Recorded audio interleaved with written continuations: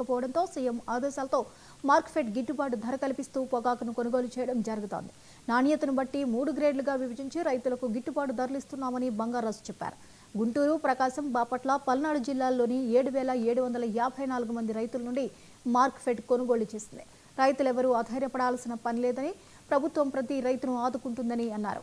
రాష్ట్రంలో సంక్షేమ పథకాలకు నిధులను సమకూర్చడం వల్ల పొగాకు రైతులకు డబ్బులు జమ చేయడం ఆలస్యమైందని, త్వరలోనే పొగాకు రైతుల ఖాతాల్లోకి డబ్బు జమ చేస్తామని మార్కెట్ చైర్మన్ బంగారాజు రైతులకు భరోసా ఇచ్చారు.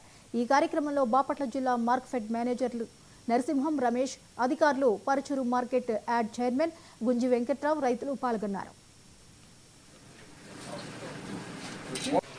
కొంతమంది రైతులకి ఇంతవరకు మాకు మెసేజ్లు రాలేదని చెప్పి కొంతమంది రైతులు బయట మాట్లాడుతున్నారు. ఆల్రెడీ మొన్న వర్షాలు జరిగి చాలామంది రైతులు ఇబ్బంది పడుతున్నారు. ఆ స్టార్ట్ అయ్యి 2 నెలలు ఇంతవరకు రూపాయి పడలేదని చెప్పి రైతులు ఫీల్ అవుతున్నారు.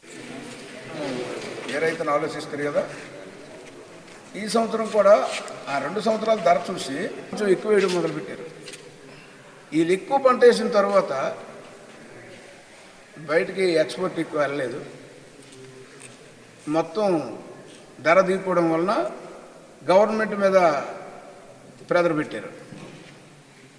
మరి రైతు ఇబ్బంది పడినప్పుడు ప్రభుత్వం ఏది ఉంటే అది స్పందించాలి కదా. రాష్ట్రంలో ఈరోజు పరిపాలనకే డబ్బులు లేవు. ఇలాంటి పరిస్థితుల్లో ఎంత కష్టమైనా రైతుని మనం ఇబ్బంది పెట్టకూడదు. రైతు దగ్గర పొగాకు మనం ఖచ్చితంగా కొనాలని చెప్పి సీఎం గారు అందరికీ ఆదేశాలు ఇవ్వడం జరిగింది. ఈ ఆదేశాల మేరకు రిక్రూట్మెంట్ స్టార్ట్ అయింది. అయితే చిన్న రైతు ఎవరైతే ఉన్నారో వాళ్ళు తక్కువ పండిస్తారు కాబట్టి, పెద్ద రైతు కొంచెం అటు ఇటు అయినా తట్టుకోగలడు కాబట్టి